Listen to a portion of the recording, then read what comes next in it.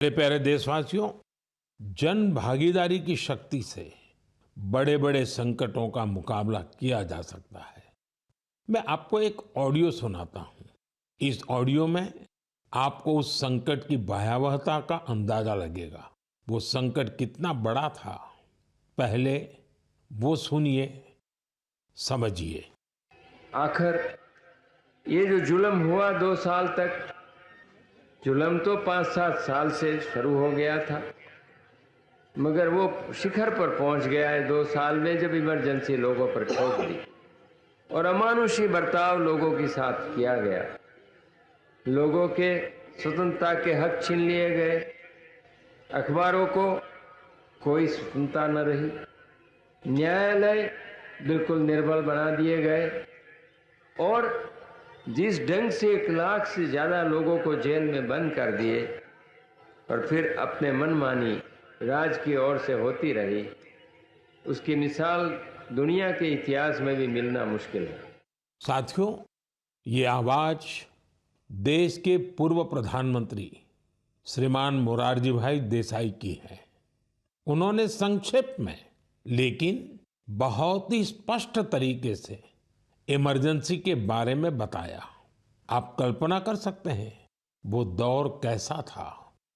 Emergency लगाने वालों ने ना सिर्फ हमारे संविधान की हत्या की, बल्कि उनका इरादा न्यायपालिका को भी अपना गुलाम बनाए रखने का था।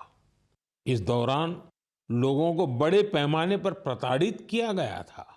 इसके ऐसे अनेक उदाहरण हैं जिन्हें कभी भी भुलाया नहीं जा सकता। जॉर्ज फर्नांडिस साहब को जंजीरों में बांधा गया था। अनेक लोगों को कठोर यातनाएं दी गई। मिसा के तहत किसी को भी ऐसे ही गिरफ्तार कर लिया जाता था। स्टूडेंट्स को भी परेशान किया गया। अभिव्यक्ति की आजादी का भी गला घोंट दिया गया। साथियों, उस दौर में जो हजारों लोग गिरफ्तार किए गए, उन पर ऐसे ही अमानवीय अत्याचार हुए। लेकिन ये भारत की जनता का सामर्थ्य है कि वो झुकी नहीं, टूटी नहीं और लोकतंत्र के साथ कोई समझौता उसने स्वीकार नहीं किया। आखिरकार जनता जनार्दन की जीत हुई। आपातकाल हटा लिया गया और आपातकाल थोपने वाले हार गए। बाबू जगजीवन राम जी ने इस बारे में बहुत ही सशक्त तरीके से अपनी बातें रखी थी। बहनों और भाइयों, पिछला चुनाव नहीं था, भारत की जनता का एक महान अभियान था। उस समय के परिस्थितियों को बदल देने का, तानाशाही के धारा को मोड़ देने का और भारत में प्रजातंत्र की बुनियाद को मजबूत कर देने का।